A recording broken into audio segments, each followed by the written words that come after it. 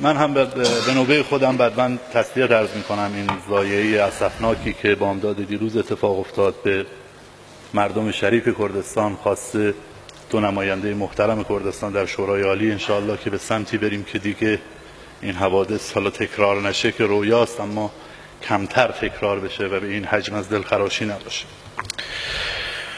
درود بر شما مهربان یاران و همراهان نیکندیش. آقای رئیس، نمایندگان محترم، من از سوادکوه آمدم، از سرزمین اسپهبد خورشید، سرزمین ارتفاعات سترگ چرات و آلاشت و خرونرو و عرفکوه، از دیار مردان مرد و راستقامت تاریخ این کهندیار اهورایی، سرزمینی که 80 سال پیش راه آهن سراسریش با پل ورسک و پل دعاب و تونل‌های گدوک و دوگل برند ایران و آسیا بود، امروز تأمین آب آشامیدنی دغدغه اصلی مدیرانش است. سرزمینی که 50 سال پیش کارخانجات معادن زغالسنگ البرز مرکزیش هزاران نیروی با واسطه و بلا واسطه را مشغول کسب رزق حلال میدید، امروز جوانانش کنار خیابانها دست فروشی میکنند و آواره استانها و اقلیمهای دیگرند. همان دیاری که کارخانه اشباع تراورس شیرگاهش با 10 هکتار زمین و 17,000 متر مربع سوله مسقف از 85 سال پیش موجب مباهات صنعت کشور بود، بیش از 2 دهه است که سکوتی اندوهناک و غبار بی تدبیری و بی دانشی و بی مسئولیتی بر جای جایش نشسته است.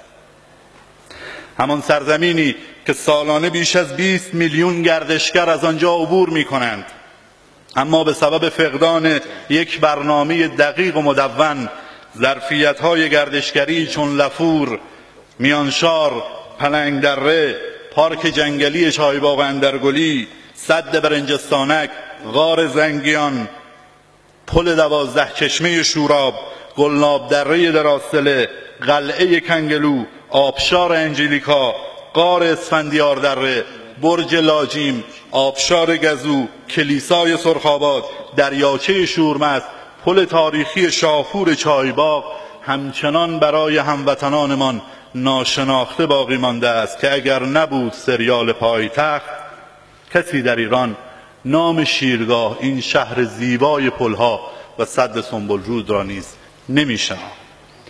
آقای رئیس، نمایندگان محترم، من از مازندران آمدم، همان بهشت فراموش شده، سرزمین شمشادهای سوخته که به نام خودکفایی سازمانها، ادارات و نهادهای دولتی چوب حراج بر گنجهای پیدا و پنهانش زدند و جانش را چنان آزردند که تماشای زخمهایش دل هر انسانی را به درد می آورد.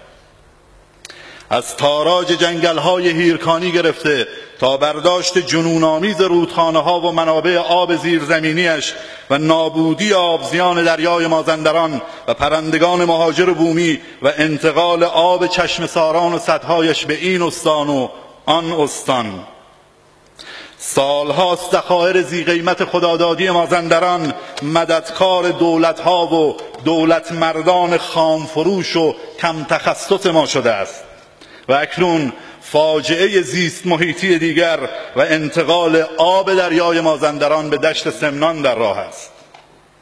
اما خبر بد این که امروز احوال خود مازندران، این مام بخشنده زندگی آفرین میهن، نیز رو به وخامت است. امروز آب در مازندران می رود تا مبدل به اکسیری گرانبها شود. باورتان می شود؟ طی یک فاجعه مدیریتی و نظارتی در 2 دهه اخیر هزاران ساختمان کوچک و بزرگ در تمامی ییلاقاتش سر برآوردند و منابع زلال آبهای سرچشمه‌های مازندران را مبدل به مدفن زباله‌ها و فاضلاب‌های سرویس‌های بهداشتی نمودند. رامسر و چالوس، نور و نوشهر، تنکابن عباس آباد، این کارت‌پستال‌های زیبای خاورمیانه و جهان همچنان در حسرت توسعه زیرساخت‌های گردشگری دهه‌هاست که می‌سوزند و نجیبانه دم بر نمی‌آورند.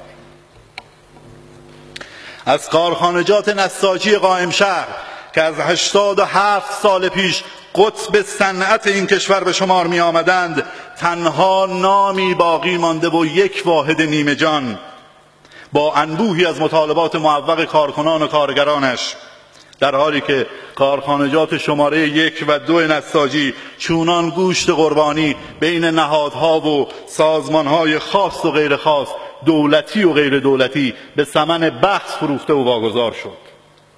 مازندران به تنهایی قادر است در المپیک بدرخشد و همپای میهن عزیزمان افتخار آفریند و بالاتر از بیش از 100 کشور دنیا بایستد. نگاهی به مدال‌های جهانی و المپیک مازندرانی‌ها بیاندازید. چند مدال طلای جهانی و المپیک را جوانان دلاور مازندرانی باید بگیرند تا به مسئولین کشور و دولت شایستگی‌هایشان اثبات شود. باید خون گریست که در پایتخت کشتی جهان یک آکادمی استاندارد بین المللی کشتی وجود ندارد. باید خون گریست که در بهشت دام و دامپروری ایران دام زنده از استانهای دیگر و گوشت یخزده برزیلی وارد می شود. باید خون گریست که در مهد کشاورزی و برنج ایران خروار برنج پاکستانی و هندی وارد می شود. این ناملایمات و رنجها به همراه دهها و صدها مشکل خرد و کلان دیگر نظیر رانتخاریها و اختلاسهایی که صدا و سیمای خودمان از آن خبر می دهد، گرانی، تورم، بیکاری، گورخوابی، رکود، کولبری، کارتونخوابی، کودکان کار، اعتیاد، طلاق، مؤسسات مالی، دانشجوی ستاره‌دار، ممیزی، فیلترینگ، گشت ارشاد، برادران قاچاقچی و مسکن خالی از مهر تنها گوشه‌ای از رنج‌هایی است که این مردم مدت‌هاست با آن دست به گریبانند. 2 دقیقه مونده جان. کاسه های صبرشان لبریز شد از این همه شعار و وعده های خالی از عمل. قاطبه اینهایی که از دیماه 96 تا کنون به خیابانهای شهرهایمان آمدند اغتشاشگر نیستند. اینها برادران و خواهران و فرزندان رجایی ها و همت ها و کلاه دوز ها و باکری ها هستند. همانانی که 8 سال از وجب به وجب خاک این کشور با خونشان دفاع کردند و بیش از 200,000 شهید دادند. همانانی که در تمامی انتخابات سنوات گذشته پرشور و مسئولانه همدل و همزبان برای حفظ و تعالی نظام جمهوری اسلامی به میدان آمدند. اینان به تنگ آمدند زیرا روزی نسلی در این کشور چشم باز کرد و مطهری ها و طالقانی ها و بهشتی ها و مصدق ها و بازرگان ها را دید.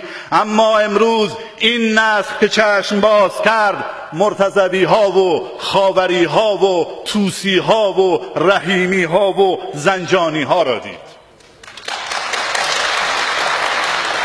سخن کوتاه کنم. ما نمایندگان این ملت نجیب و غیرتمند در شورای عالی استانهای کشور و عنوان نابترین تجلی اراده ملت در برابر این مردم مسئولیم.